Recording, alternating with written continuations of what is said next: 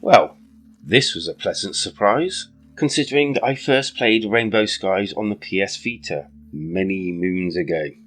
Moons. Rainbow moons. Get it? And talking about Rainbow Moons, I actually loved that game, and it's that game that propelled me to play Rainbow Skies. Having the fact that Rainbow Moon was a turn-based fun RPG, and I really wanted more from that universe. But will I get the same feel from the Nintendo Switch version? What I found did actually surprise me. Like and subscribe now, which will save you doing it later on. And many thanks to those that do.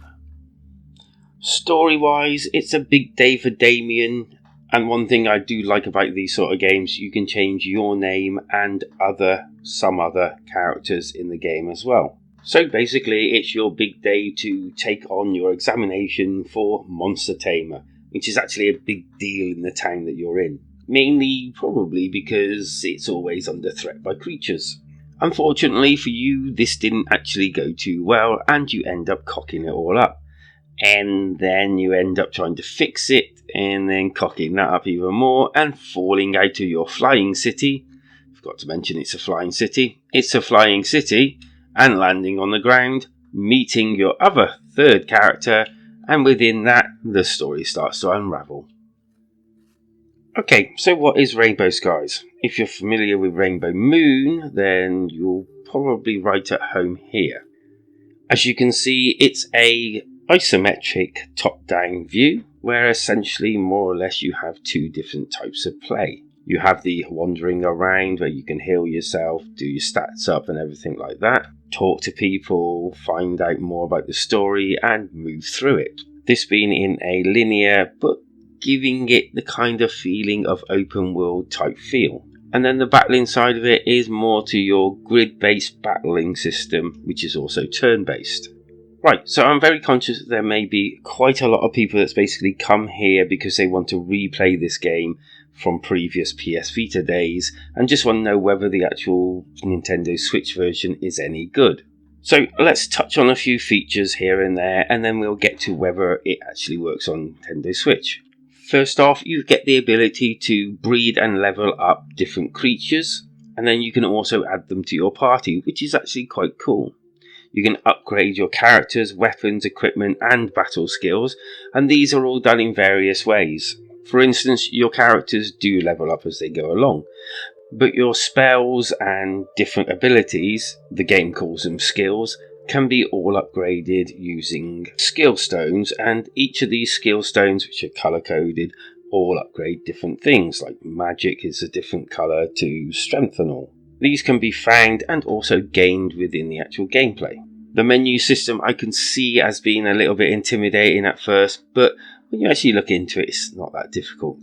Basically, you've got your equipment, your items, your book, which is basically your quests and that sort of thing, and also your settings where you can save the game and the like. This is very useful, and I would definitely suggest doing it here and there.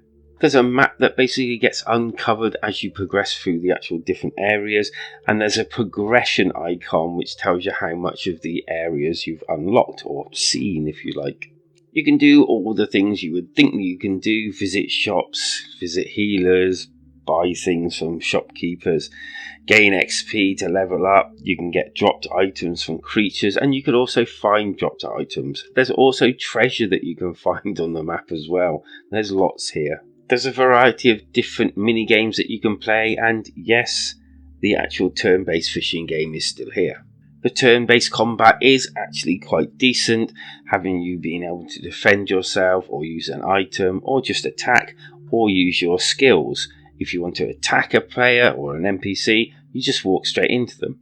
But you can use your skills like magic and the like and basically just blast them or whatever from a distance, depending on your skills. This works really well, or at least to my mind it does. The only thing that I couldn't get a grips was the angle, so pointing up, down, left and right didn't take you up, down, left and right, if that makes sense. So sometimes I would go in a different direction that I wanted because I got it wrong, I guess.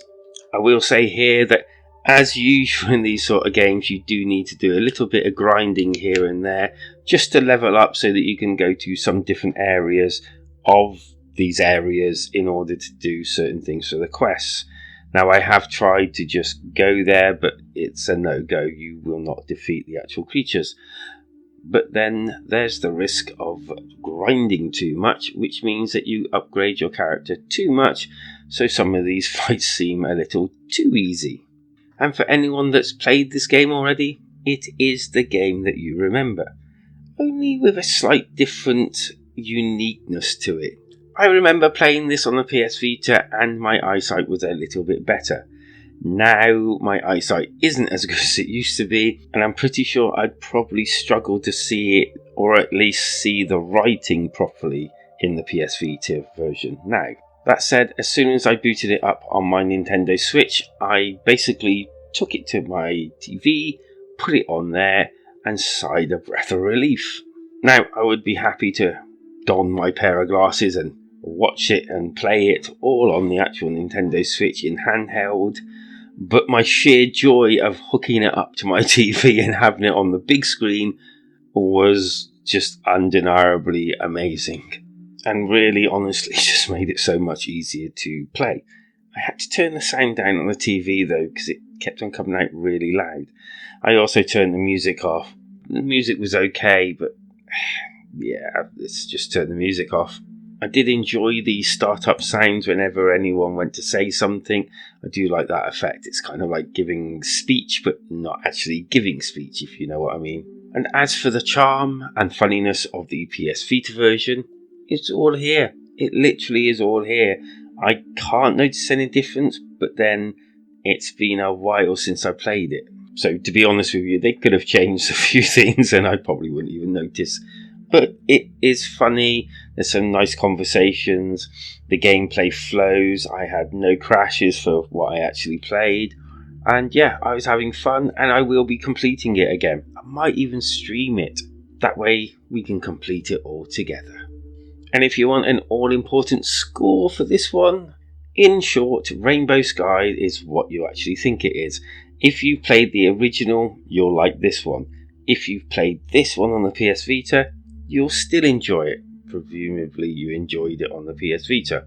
If you like this genre or just want to get into this sort of genre, I don't think Rainbow Moon is actually on the Nintendo Switch, but I would say this is a pretty decent game to actually start with. You don't really need to have played Rainbow Moon in the slightest because, well, you just don't. And if you're just looking for a relaxed, light-hearted story that you can go around doing lots and lots of different things, this is probably for you. But I'll be giving Rainbow Skies a glorious 8 out of 10. I've had no real issues with it. It's fun. It's a real kick playing it on my TV, and yeah, it's just enjoyable. I really hope that this has actually helped you in some way or other. I do feel that I wanted to do this review slightly different, and for new players it wasn't worth spoiling the whole game and everything for, and for old players of the game you probably don't want to sit through a blow by blow account of everything to do with the game, so I didn't. But if you have gotten something out of this review, or indeed just enjoyed it, then go ahead and hit that like and subscribe button. It really does help. Comment down below and also come and visit us in our community Discord.